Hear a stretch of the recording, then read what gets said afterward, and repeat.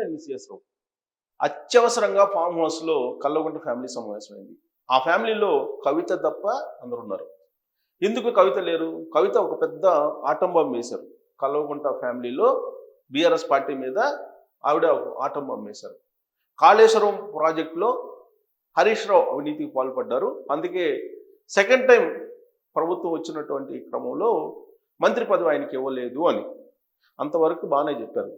మరి అదే సమయంలో కేటీఆర్ గారు కూడా మంత్రి పదవి లేదు. కేటీఆర్ గారు కూడా మంత్రి పదవి ఫస్ట్లో తీసుకోలేకపోయారు. అంటే దాని అర్థం ఏంటి అనేది మాత్రం కవిత చెప్పలేకపోయారు.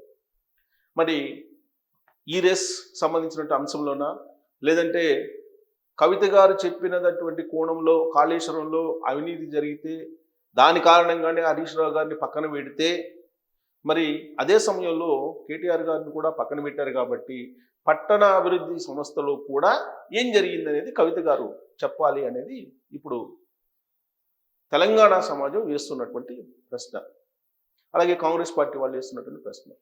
సో ఇదంతా కూడా ఇప్పుడు జరిగినటువంటి పరిణామాన్ని మనం గమనిస్తే ఢిల్లీ కోర్టులోకి మొత్తం వెళ్ళిపోయింది. తెలంగాణకు సంబంధించిన రాజకీయ పంచాయతీ అది వేసింది ఎవరు? తెలంగాణ ముఖ్యమంత్రి రేవంత్ రెడ్డి గారు. సో రేవంత్ రెడ్డి గారు కాళేశ్వరం ప్రాజెక్టు మీద విచారణకు సిబిఐ దిగాలి, సిబిఐ రంగంలో దిగితే తప్ప దీనికి పరిష్కారం లేదు అనే యాంగిల్లో ఒక తీర్మానం చేసేసి ఆయన ఢిల్లీకి వేసేసారు. పంచాయతీ కాళేశ్వరం పంచాయతీ ఢిల్లీలో వేసేశారు. అయితే ఇక్కడ ఆ తీర్మానంలో కొన్ని అనుమానాలు అపోహలు ఉన్నాయి. ఈ ప్రాజెక్టుకు సంబంధించినటువంటి పూర్తి ఇన్వెస్టిగేషన్ ఫస్ట్ నుంచి చెయ్యాలా, లేదంటే చంద్రఘోష్ కమిషన్ ఏదైతే సిఫారసులు చేస్తుందో, లేదంటే ఏదైతే తప్పు పట్టిందో ఆ తప్పుల్ని బేస్ చేసుకుని సిబిఐ విచారణ చేయాలా అనేది మాత్రం ఎక్కడా కూడా అసెంబ్లీలో ప్రస్తావించలేదు రేవంత్ రెడ్డి గారు. కాంగ్రెస్ పార్టీ కూడా ప్రస్తావించలేదు. ఇక్కడ ఒకవేళ కనుక చంద్రఘోష్ కమిషన్ ఇచ్చినటువంటి నివేదికను బేస్ చేసుకుని సిబిఐ విచారించాలి అనేటువంటి ఒక ప్రతిపాదన చేస్తూ తీర్మానం చేస్తూ పంపిస్తేనేమో చేసినటువంటి ఆరోపణలకి ఆధారాలని ఇప్పుడున్నటువంటి కాంగ్రెస్ ప్రభుత్వం సిబిఐకి ఇవ్వాలి. అలా కాకుండా అసలు ఫస్ట్ నుంచి సిబిఐ విచారణ చేయాలి అని కనుక సూచిస్తే అప్పుడు సిబిఐ వాళ్ళు కేసీఆర్ని అలాగే ఆ రోజు ఆ ఇరిగేషన్ శాఖ మంత్రిగా ఉన్నటువంటి హరీష్ రావు గారిని లేదా ఇతర ఇంజనీర్లని స్మితా సబర్వాల్ గారిని వీళ్ళందరినీ పిలిచి విచారించేటువంటి అవకాశం ఉంది. మరి ఇప్పుడు చంద్రఘోష్ కమిషన్ బేస్ చేసుకొని ఈ విచారణకి ఆదేశించాలి అని తీర్మానం చేసినట్లుగా మనకు కనిపిస్తుంది అసెంబ్లీలో ప్రొసీడింగ్స్ని కానీ అసెంబ్లీలో జరిగిన చర్చని కానీ గమనిస్తే కనుక. ఎందుకంటే చంద్రఘోష్ కమిషన్ ఇచ్చినటువంటి నివేదికని పక్కన పెట్టుకొని ఆ నివేదికలో ఉండేటువంటి సారాంశం మీదనే ముఖ్యమంత్రి రేవంత్ రెడ్డి గారు మాట్లాడారు తెలంగాణ అసెంబ్లీలో. ఫర్దర్గా సిబిఐకి ఎంక్వైరీకి ఇస్తున్నాం అన్నారు. అంటే ఇప్పుడున్నటువంటి ప్రభుత్వం, ఇప్పుడున్నటువంటి కాంగ్రెస్ ప్రభుత్వం సిబిఐకి కావాల్సినటువంటి ఆధారాలు ఇవ్వాలి. అది జరుగుతుందా? ఒకవేళ ఆధారాలు ఉంటే ఇక్కడ ఉండేటువంటి సిఐడి ఉంది, ఏసీబీ ఉంది, రాష్ట్ర స్థాయిలో ఉన్నటువంటి దర్యాప్తులు ఉన్నాయి, లేదా ప్రత్యేక దర్యాప్తు సంస్థను ఏర్పాటు చేయొచ్చు, లేదా ఒక సభా సంఘాన్ని ఏర్పాటు చేయొచ్చు. సభా సంఘాన్ని ఏర్పాటు చేయకుండా నేరుగా తీసుకెళ్లి సిబిఐ కోర్టులో ఢిల్లీ కోర్టులో వేసేశారు రేవంత్ రెడ్డి గారు. జనరల్గా మనం చూస్తే యునైటెడ్ ఆంధ్రప్రదేశ్ ఉన్నప్పుడు చంద్రబాబు నాయుడు గారి మీద దాదాపు 22 సభా సంఘాలని రాజశేఖర రెడ్డి గారు వేశారు. 2004లో అధికారంలోకి వచ్చిన తర్వాత రాజశేఖర రెడ్డి గారు చంద్రబాబు నాయుడు గారి మీద అనేకమైనటువంటి ఆరోపణలు చేస్తూ ఆ ఆరోపణలకు సంబంధించినటువంటి దాని మీద సభా సంఘాలను ఏర్పాటు చేశారు. ఎందుకంటే రాజశేఖర రెడ్డి గారు పిసిసి అధ్యక్షుడిగా ఉన్నప్పుడు 2004 వరకు ఆయన అనేక ఆరోపణలు చేశారు చంద్రబాబు నాయుడు గారి ప్రభుత్వాల మీద. ఆ ఆరోపణలకు సంబంధించి విచారణకి ఆయన ఆదేశిస్తూ సభా సంఘాలని ఏర్పాటు చేశారు.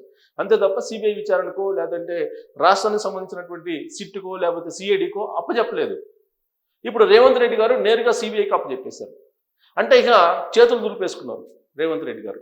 దీన్ని ఫక్తు రాజకీయాలు చేసేటువంటి బీజేపీ ఖచ్చితంగా అనుకూలంగా మలుచుకునే అవకాశం ఉందని చెప్పి రాజకీయ వర్గాల్లో చర్చ జరుగుతుంది. జగన్మోహన్ రెడ్డి గారు ఆంధ్రప్రదేశ్లో ఏ విధంగా అయితే ఢిల్లీ పెద్దల చేతిలో ఉన్నారో అదే తరహాలో ఇప్పుడు కేసీఆర్ అలాగే కల్వకుంట్ల ఫ్యామిలీ ఢిల్లీ పెద్దల చేతుల్లో ఉండిపోయారు. సో దీంతో రేవంత్ రెడ్డి గారు బీఆర్ఎస్ కారుని తీసుకెళ్ళి బీజేపీ షెడ్లో ఢిల్లీలో పెట్టారు అనేటువంటి టాక్ పొలిటికల్ సర్కిల్స్లో నడుస్తూ ఉంది. ఈ తాజా పరిణామాల మీద అత్యవసర సమావేశం అయ్యారు ఫామ్ హౌస్లో కల్వకుంట్ల ఫ్యామిలీ, హరీష్ రావు, కేటీఆర్, సంతోష్ రావు ఇలాంటి వాళ్ళందరూ కూడా, అలాగే బీఆర్ఎస్ పార్టీకి సంబంధించిన కొంతమంది కీలకమైన లీడర్లు. ఏం చేద్దాం ఇలాంటి పరిణామాల క్రమంలో అనే దాని మీద ఇప్పుడు కవిత ఇచ్చినటువంటి స్టేట్మెంట్స్, కవిత ప్రెస్ మీట్ పెట్టి ఆమె చేసినటువంటి కామెంట్స్ ఇప్పుడు ఆ పార్టీకి ఒక పెద్ద సంక్షోభం. ఆ సంక్షోభం నుంచి ఎలా బయటపడాలి అనే దాని మీద చర్చిస్తున్నారు. నెంబర్ 1, కవితని ఇమీడియట్గా పార్టీ నుంచి సస్పెండ్ చేయటం లేదా షోకాజ్ నోటీస్ పంపించడం. అసలు కవిత గారు ఆ విధంగా ఎందుకు మాట్లాడారు అనేది. ఆవిడేం మాట్లాడుతున్నారు, కేసీఆర్ గారు మంచోళ్ళే, కడిగిన ముత్యం. చెడుల్లా ఎవరు, హరీష్ రావు గారు. కేటీఆర్ గారు మంచోళ్ళే, కేటీఆర్ గారి ప్రస్తావన తీసుకురావట్లేదు. కేవలం హరీష్ గారిని, సంతోష్ రావుని వీళ్ళిద్దరిని టార్గెట్ చేస్తూ ఆవిడ ప్రెస్ మీట్ పెట్టారు. దీని ఉద్దేశం ఏంటి అసలు? ఆయన కేసీఆర్ గారు కానీ కేటీఆర్ గారు కానీ మంచి వాళ్ళే అనే యాంగిల్లో ఫోకస్ చేస్తూ ఉన్నారు. అంటే ఈ పార్టీలో ఇప్పుడు గందరగోళ పరిస్థితి నెలకొంది. అసలు ఇప్పుడు పార్టీ నుంచి ఎవరిని పంపించాలి, ఎవరిని ఉంచాలి? ఇప్పుడు ఒకవేళ కవిత గారి మీద కనుక సస్పెన్షన్ వేటు వేస్తే వచ్చేటువంటి పరిణామాలు ఏంటి రాబోయేటువంటి రోజుల్లో అనేటువంటి ఒక చర్చ జరుగుతుంది. సాధారణంగా పొలిటికల్ సర్కిల్లో ఇటీవల కాలంలో జరిగిన పరిణామాల్ని గమనిస్తే బీఆర్ఎస్ పార్టీ 3 ముక్కలు అవుతుంది అనేటువంటి ఒక అంచనాకి వస్తూ ఉన్నారు. గ్రహస్థితిని బట్టి కూడా ఆస్ట్రాలజిస్టులు అదే చెప్తున్నారు. పైగా కేసీఆర్ గారు ఈ మధ్యకాలంలో పూజలు చేశారు. ఆ పూజలు వికటిస్తాయని చెప్పి కూడా కొంతమంది ఆస్ట్రాలజిస్టులు చెప్పారు. ఎందుకనంటే ఆల్రెడీ గ్రహాలు ఆయనకి అనుకూలించడం వరకు అనుకూలించాయి. అనుకూలించినటువంటి గ్రహాలకి ఆయన ఏదో మళ్ళా వాటిని దాన్ని యాక్టివేట్ చేయడానికి పూజలు చేస్తున్నారు, అది వికటించేటువంటి అవకాశం ఉందని కూడా చెప్పారు. ఎందుకంటే ఒక ఏజ్ వచ్చిన తర్వాత స్టెరాయిడ్స్ వేసుకుంటే ఎలాంటి పరిస్థితి వస్తుందో, లైంగిక కార్యక్రమాలు చేయాలంటే ఈ పూజలు పునస్కారాలు కూడా అదే అలానే అని చెప్పి కొంతమంది ఆస్ట్రాలజిస్టులు చెప్తున్నారు. కేసీఆర్ గారికి గ్రహాలు ఇప్పుడు వెంటిలేటర్ మీద ఉన్నాయి గ్రహాలు.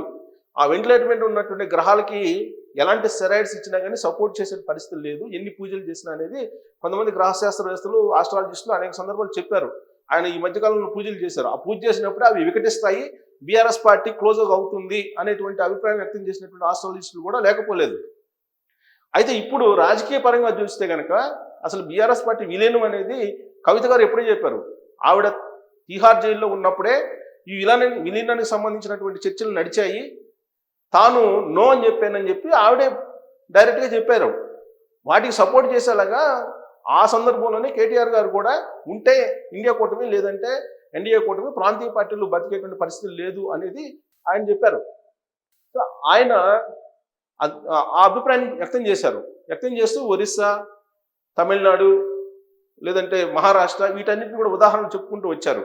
వీటన్నిటిని బట్టి చూస్తే బీఆర్ఎస్ పార్టీ విలీనానికి మరి దగ్గరగా ఉందా? అత్యవసర సమావేశం యొక్క రహస్యం అదేనా? ఇప్పుడు ఆల్రెడీ సిబిఐ చేతిలో ఇప్పుడు కాళేశ్వరం విచారణ ఉంది కాబట్టి ఢిల్లీ పెద్దల చేతిలో ఉంది కాబట్టి ఇప్పుడు జగన్మోహన్ రెడ్డి గారి లాగా ఎన్డీఏకి సపోర్ట్ చేస్తూ ఎన్డీఏకి అణిగిమణిగి ఉంటావా, ఎన్డీఏతో సంబంధం లేదు అని అప్పుడప్పుడు చెప్తూ అణిగిమణిగి ఉంటావా, లేదంటే డైరెక్ట్గా విలీనం చేయటమా, ఏది బెటర్ అనేటువంటి యాంగిల్లో ఇప్పుడు చర్చలు జరుగుతూ ఉన్నాయి రాజకీయ పరంగా తెలంగాణలో. ఇప్పుడు కంప్లీట్గా బీఆర్ఎస్ పార్టీ జుట్టుని బీజేపీ పెద్దలకు అందించారు తెలంగాణ సీఎం రేవంత్ రెడ్డి గారు. మరి ఆయన చేసినటువంటి ఈ వ్యూహం కాంగ్రెస్ పార్టీకి అనుకూలిస్తుందా రాబోయేటువంటి రోజుల్లో, లేదంటే వికటిస్తుందా అనే దాని మీద కామెంట్ చేయొచ్చు. అలాగే అసలు రేవంత్ రెడ్డి ఇలాంటి నిర్ణయం ఎందుకు తీసుకున్నారు, దాని వెనక ఉన్నటువంటి ఆయన ఉద్దేశం ఏంటి, ఆయన వ్యూహం ఏంటి అనేది కూడా మీరు తెలియజేయచ్చు. Thank you.